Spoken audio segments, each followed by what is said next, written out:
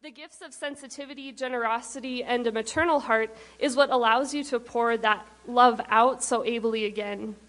And due to those gifts of receptivity, sensitivity, generosity, and a maternal heart, St. John Paul II has to say that without the contribution of women, society is less alive, culture is impoverished, and peace is less stable.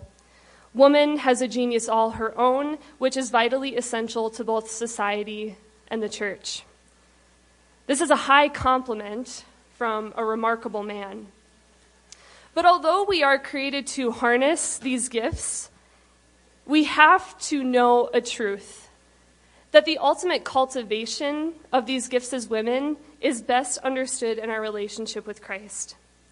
All the rooms and places in your heart are fashioned for Him alone.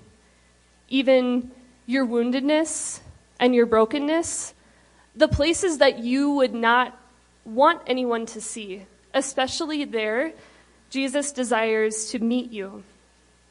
Amy and I can both attest to this reality. We have been loved well by a good and faithful Father. Many family members and friends have affirmed our dignity and femininity over the years, and some of our heroes and champions of the feminine genius include St. John Paul II, St. Edith Stein, St. Therese of Lisieux, and her mother, St. Zelie Martin. And also a dear friend of mine who dwells in heaven with the saints now, and her name is Michelle Dupont. You'll be hearing our voices today, but I want you to know that in some way you'll be hearing theirs too. And what they've taught us is that when the feminine gifts are fully entrusted to the heart of Christ, then those gifts have the capacity to change history. A few months ago, I was faced with a question from one of my favorite podcasts called Abiding Together. Okay, yeah, some of you have heard of it. They are beautiful women. I highly recommend you give them a listen. The question they raise time and time again is, what does restored femininity look like? They never offer a concrete answer. They give the question room for consideration, room for breath and the Holy Spirit to come in and reveal the Father's will. And we want to do the same for you today. So, let's offer a definition of restore. I went to the most reliable place possible, Google. And this is what Google had to say about restore. Quite profound, actually. So the first time I read this, this is what it had to say. Restore means to repair or renovate so as to return to its original condition. When I read this, the phrase to return to its original condition struck a deep chord. Original condition. We really only have one place to go, and that is the beginning. Man's original condition, or rather his original innocence, is what Jesus refers to as he appeals to the beginning in Matthew 19. You might recall that Jesus is having a conversation with the Pharisees, and they are asking Jesus about a certificate of divorce. And Jesus tells them that Moses allowed this due to the hardness of their hearts. But then he makes his appeal, and he reminds us, but from the beginning, it was not so. St. John Paul II points out that the tree of knowledge of good and evil, as an expression and symbol of the covenant with God broken in man's heart, marks our two diametrically opposed situations, that of original innocence and that of original sin. The state of sin is the reality in which you and I live, right? We know shame, just like Adam and Eve. We know temptation, anxiety, concupiscence. Man and woman have their particular struggles, and don't we know it? But here's the beautiful thing. God's response to sin is not to leave us to fend for ourselves. He exceeds what we deserve every single time. He wants to come and restore all things, all the broken places, the deepest of them. Through his death and resurrection, his gift of the gospel and the spiritual life, and the church he establishes, Jesus desires that no place in your heart goes untouched. As I continued to ponder these things personally, I realized all the more That question indeed was begging to be answered. What does restored femininity look like? Sin is a part of our story and humanity. But how can we each, right? Sister Mary Margaret Hope reminds us that each of us are unique, unrepeatable. And so each of us is called to a unique chapter to embark on an ongoing journey of restoration. The restoration is never over. We also want to acknowledge today that women who participate in the family life hold an irreplaceable and central role. The family, truly God's masterpiece, is the product of love. The divine family is written into our original condition, as God says in Genesis 1:26, "Let us make man in our image and likeness." Man is born out of a communion of persons, out of a Trinitarian love. God means for the family to be a part of our present, as he continues in Genesis 1:27. Male and female, he created them. And he said, be fruitful and multiply the earth. We are invited to partake in our own little communions of love. Truly, we are designed in the life-giving image of the Father, right? We are co-creators. And finally, the familial life is a mysterious part of our future. As John says in Revelation 21, "Then I saw a new heaven and a new earth, for the first heaven and the first earth had passed away. I saw the holy city, the new Jerusalem, coming down out of heaven from God, prepared as a bride adorned for her husband. And I heard a great voice from the throne saying, 'Behold, the dwelling place of God is with men. He will dwell with them, and they shall be his people. He will wipe away every tear from their eyes, and death shall be no more.'" This is a masterpiece, otherwise known as an outstanding work of artistry. It is the right word for the occasion, I think. And so where might we go from here? Amy and I propose a tumultuous trip into the intricate heart of woman. That is right, ladies, we have to go there. It is terrifying, I know. But luckily for you, someone has gone there, and she has done it perfectly. In Mulieris Dignitatem, we are reminded that when the time had fully come, God sent forth his Son, born of woman, Galatians 4:4. This event leads to the turning point of history. Paul does not call the mother of Christ for her own name, for a reason, but instead of calling her Mary, calls her woman. This coincides with the words in Genesis 3:15, otherwise known as the Proto-Evangelium, the first gospel, the first good news, the first time that we hear Christ is coming. The Father says, "I will put enmity between you and the woman, between your seed and her seed. He will bruise your head, and you shall bruise his heel." The woman prophesied to come, we know, is Mary, and her seed, the Son of the Most High, Jesus. The head of the serpent will be crushed by the Son born of woman. And St. John Paul II continues by pointing out that it is a woman who is to be found at the center of this salvific event with Jesus. Only by the power of the Holy Spirit, who overshadowed Mary, was she able to accomplish what is impossible with men, but not with God. Her union with God exceeds all the expectations of the human spirit up to this point. The Israelites have been waiting, and this is how our God desires to come to us, in such intimacy. Who would have thought? And so too does he desire this with you. The Holy Spirit wants to overshadow you and exceed your expectations. Just as Mary was invited to partake in an intimate part of salvation history, that history continues through your story. And now Amy and I would like to make this real for you and share some stories of our own. So I invite Amy.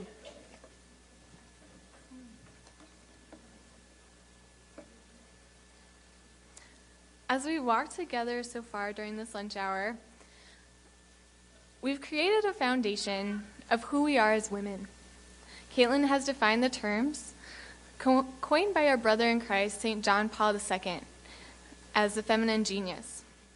We have acknowledged that in walking in restored femininity is possible, as witnessed by Our Lady and the saints that have gone before us. And we invite their intercession for us during this time. Next, I'd like to ponder the word good. Good. We hear it so often. How was your day? Good. How was your work? Good. How was school? Good. Your date? Good. So what does good really mean? And if you think about it, what does the word good mean to you? What do you believe about the word good? The creation story is listed as good. And Caitlyn mentioned earlier in Genesis chapter 1, God created man and woman in his likeness and image. And behold, it was very good.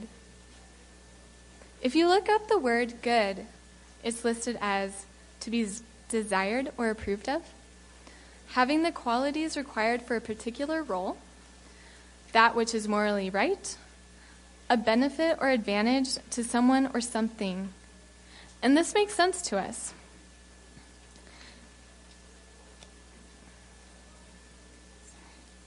However, I would also like to invite us to take a stock in our personal inventory. What do I believe is good?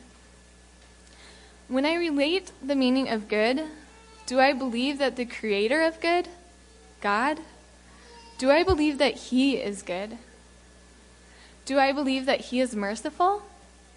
And what is mercy? What is love? I find it interesting that sometimes I am so convinced of these attributes that exist in the world, and I'm actively seeking the good, love, mercy, and affirm their existence, but I hesitate to fully commit in letting my heart be given and molded to the one who created these gifts in the first place. Like, God might not know what he is doing. Maybe I should just guard this area of my heart a little bit. In the Catechism, paragraph 35 states, man's faculties make him capable of coming to a knowledge of the existence of a personal God. But for man to be able to enter into real intimacy with him, God willed both to reveal himself to man and to give him the grace of being able to welcome this revelation of faith. So the proofs of God's existence, however, can predispose one to faith and help one to see that faith is not opposed to reason. And so the questions of what is good? Is God good? Do I believe in his mercy? What is mercy? What is love? These are so important to be pondered because we live out of what we believe. And this carries over as a witness, whether it's conscious or unconscious. We witness to these beliefs. And if we don't know what we believe, you're still witnessing to it. You're witnessing your lack of belief. And that can be a detriment to society. And so I invite us as women to really enter into our heart and just pause, take a look, and encounter, where am I at? I have to confess that even as Caitlyn and I were preparing this talk, I came across an area of my heart that I was not convinced of the Lord's goodness. In doing a personal examine, I saw that I had allowed a spirit of orphanhood and abandonment to take root in my life. And I saw that in regard to my well-being, it was holding me back from living authentically as a woman, even down to the way I dressed and my posture. I saw myself as a little girl, not in the cute, Saint Therese little girl that she invites us to, love the Lord joyfully and trust in him, but as, a child who's searching and lost and needing more, but doesn't trust anyone. And I had to invite the Lord into this area of my heart to rightly order and redeem the truth that he was and is going to provide for me. He says that in our family prayer, the Our Father, give us this day our daily bread. And am I allowing him to give what he wants to give me. And the Holy Spirit was merciful in helping me receive this conviction, and is helping me to see this as a process of being patient with myself, allowing myself to grow into this call as a woman, to let go of being a little girl and embrace this call. And another reason I would like to invite us to perform a self-assessment of personal values and beliefs, and I want to share this with a high degree of reverence, because each of our stories is unique. I know I don't know all of your stories, and but they matter. And so the things that have hurt or shaped your life that maybe aren't rightly ordered, like, they should be entered into reverently. Not that we should be seeking them, but like if it's brought up, that we should acknowledge what's going on and bring it to our Lord. And I can't tell you how many times I've found myself with my sister in Christ, St. Mary Magdalene, weeping at the feet of Jesus. But I can tell you and I attest that every time I'm there, our Lord is there. Every time. He's kind, he's merciful, and compassionate. Recently I've had a call to rise into being this woman, to rise into what the Lord wants for me. And I see that in our mother, in Our Lady, as she stands at the foot of the cross, and every time that she says yes. And so I've asked her to teach me how to stand, because I know I can't do it on my own. And it's led me, this Lent has been a little crazy, I'm not going to lie. There's been a lot of twists and turns and surprises. But the Lord is inviting me to be obedient to healing and letting him come with his mercy and his joy to see that there's more. And so I say, just as you enter the healing process, if that's where you're called and like things are being brought up, to just to be patient with yourself and know that he is merciful. I once remember listening to a talk, Scott Hahn was explaining something, and there was just something, it was missing.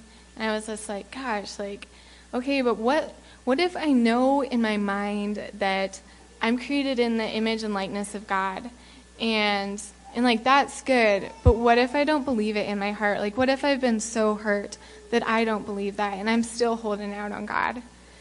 And he had this really beautiful explanation. I forget the part, like most of the parts of it, but the last part, he was like, and if all else fails, go to Our Lady,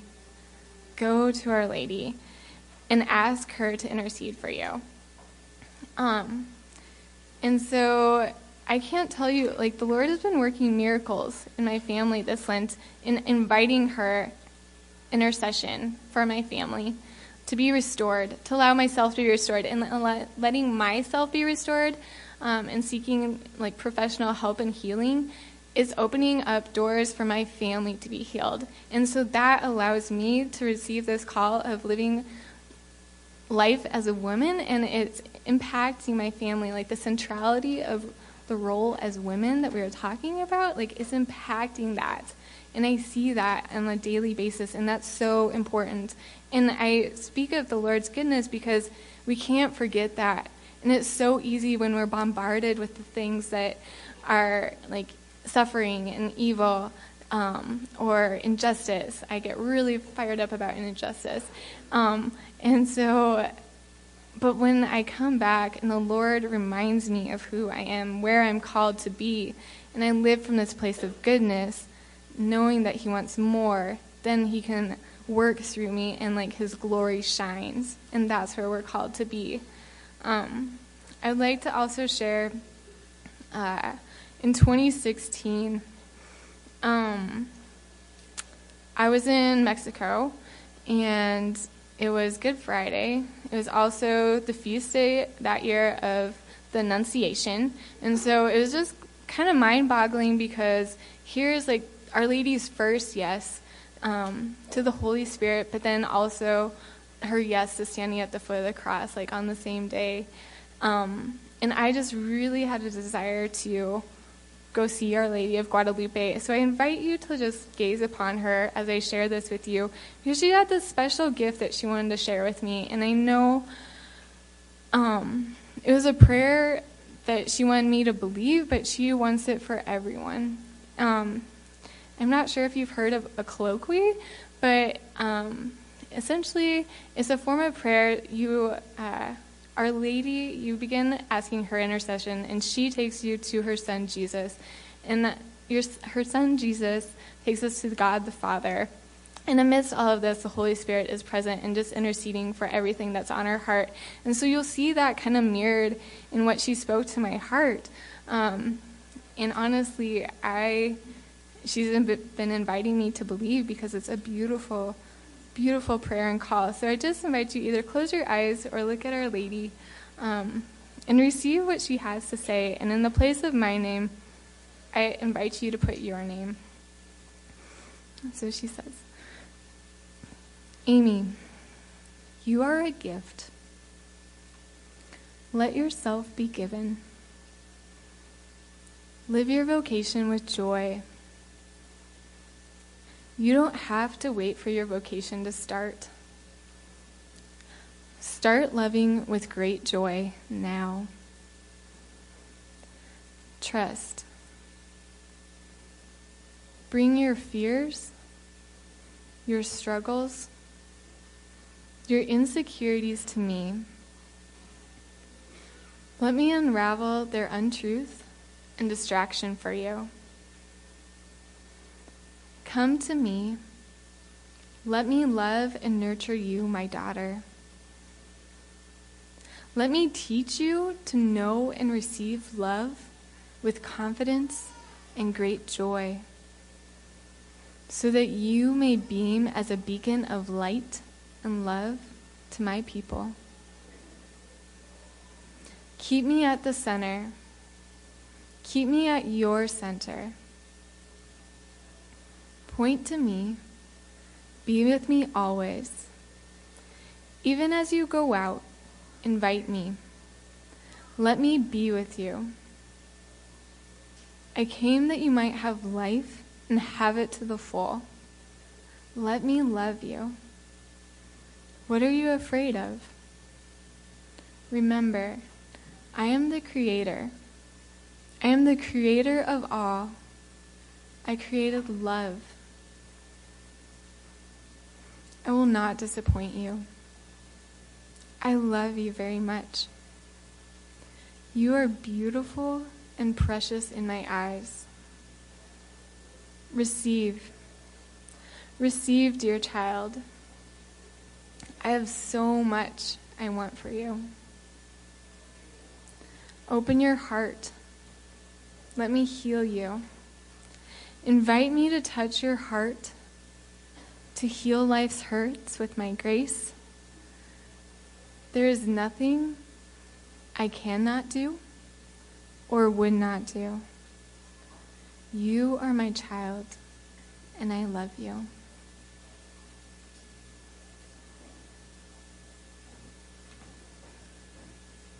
Thank you, Amy.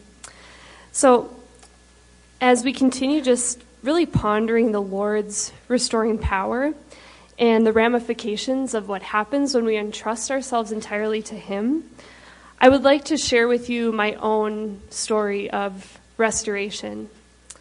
And this will be the first time that I have the privilege of sharing kind of an entire picture of my story as both a woman, a wife, and a mother. So thank you. I met Jesus personally while before Him in the Blessed Sacrament at my time at the University of Mary in a small, humble adoration chapel. And I might have, if you were here last year, you might remember me talking about this a little bit, but it had never occurred to me prior to this moment that I hadn't met Jesus yet. I thought I understood the Father, the Holy Spirit, and by way of that, who Jesus was. But that all changed when I was before Him in the Blessed Sacrament, and He was just as real as you are all to me right before me here.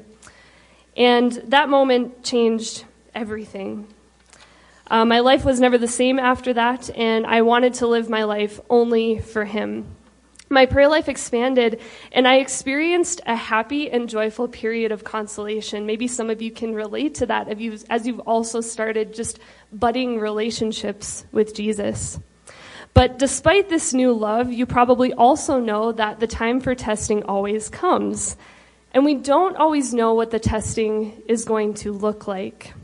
And honestly, I was very oblivious to many places in my heart that were untouched and unhealed by Jesus. It's also at this time in my life that another really important person comes towards center stage.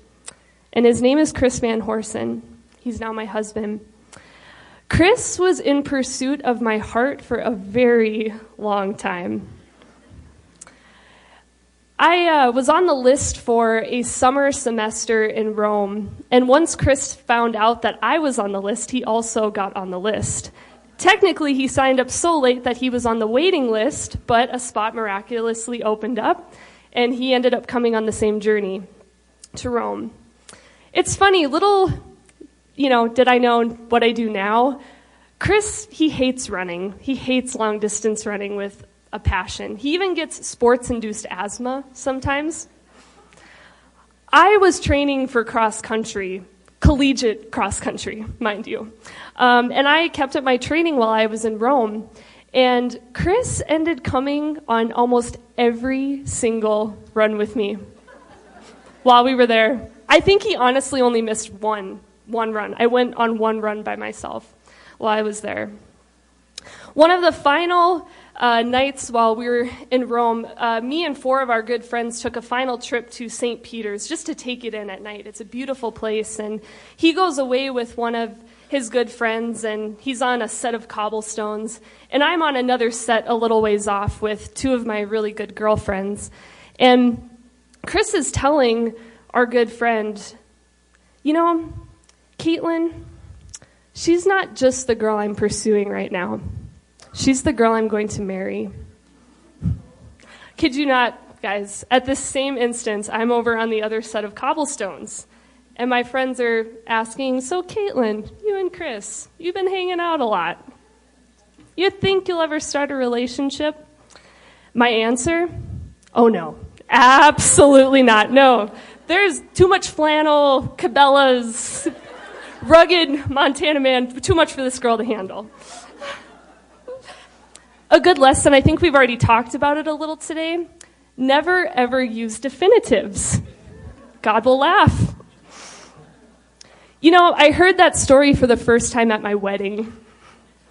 So, there were some tears. There was also some laughter. My sister Lindsay, who's here actually today, had the pleasure of telling a similar story about Chris's pursuit of my heart. But Lindsay, she depicted it much differently at our wedding. She decided to tell it by reenacting it to the Lord of the Rings. Chris was Frodo with the ring. I was Mordor. This is accurate, people, as you continue to hear the story. So, what brought me to a definitive place in my heart from being open to God's plan is worth sharing with you. All right. Okay. So, essentially, I went through particular inner battles and discernment for nearly a year before I'd start my relationship with Chris. Essentially, what I had to get through in my heart was not being afraid of motherhood. You guys, the reason I didn't want to enter into married life was because I was terrified. I thought, Jesus, I want to accomplish so much. I want to be a saint. I want intimacy with you. Surely that's going to take it all away. Essentially, Jesus really restored that place in my feminine heart. And I am now the mother of a beautiful 7-month-old girl named Edith. And Chris and I have been a part of a very happy marriage for some time. But one more thing, I was told I only have a few minutes left, so I had to kind of skip a few parts. But there is something I really need to share with you. My story, if you remember, just a few minutes ago when it started in an adoration chapel. So keep that in mind. January 25th, 1984. There was once a man and a woman by the name of Ken and Mary Ann Dupont. And born to them on the conversion of St. Paul, as we all learned earlier, was Michelle Christine Dupont. Their family moved to North Dakota a year after she was born, and she grew up on a farm. They ran a vineyard. She enjoyed her life there, and there was a small church just a walk away from their house. Like, you could get up in the morning, walk to their house, and go visit with Jesus, and Michelle enjoyed this. Michelle went to college at NDSU and then really just fell in love with the Lord there and became a focused missionary, because Michelle knew how important it was for every single person to meet Jesus personally. So Michelle was a missionary for 6 years at various universities, but her last university that she went to was the University of Mary. And I was one of the final students that Michelle discipled and mentored. My life was forever changed by way of a good family who raised a beautiful daughter and a friendly companion. I was there in the Adoration Chapel that day because Michelle was the one who invited me. And so my life is changed. History is truly changed, kind of bringing our conversation back full circle by Michelle's yes. And so, too, let me kind of get here to the end. Michelle passed away on December 25th, Christmas Eve, 2015. It was a fitting way for Michelle to depart from this life. She passed away on her farm, surrounded by her family, and with the Holy Family. Her familial presence is known to me now from heaven, and it continues to have a ripple effect on history. One phrase uttered that ties together at once the restoration of the feminine genius and its implications on the family are the words uttered at the Annunciation, "Behold, I am the handmaid of the Lord. Let it be done to me according to your word." All women I know living in past live out this ongoing restoration by saying in rhythm with our Divine Mother these words. And when those words are uttered, all things beautiful about the feminine heart are exercised and lived out in their entirety. Here, woman's centrality in the family of God is recognized. She is essential to the unfolding of the masterpiece. And so one more time, I offer to you, what does restored femininity look like? Each of us are challenged to, like Mary, like Michelle, like each of us who's on our own ongoing story, we're challenged to say to the Father, "Be it done to me according to your word."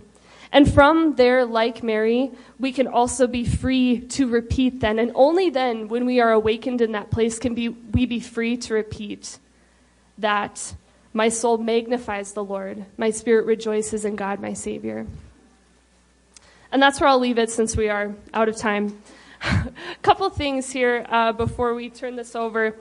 Amy and I, one thing that we've done the past couple years is that we've raised money to give away books for free to women. We have 190 books that are written by Father Jacques Philippe. It's called The Way of Trust and Love. It's reflections on the life of St. Therese of Lisieux. We will have those books out there if you guys want to come and get a copy. There are plenty to go around. And also just would like to throw in another word for the NFP table. Please go and visit them. They're trying to set up an event for women's health and the feminine genius. And if you are at all interested, they would love to host you, get your contact information, and just spend some time with you. Thank you.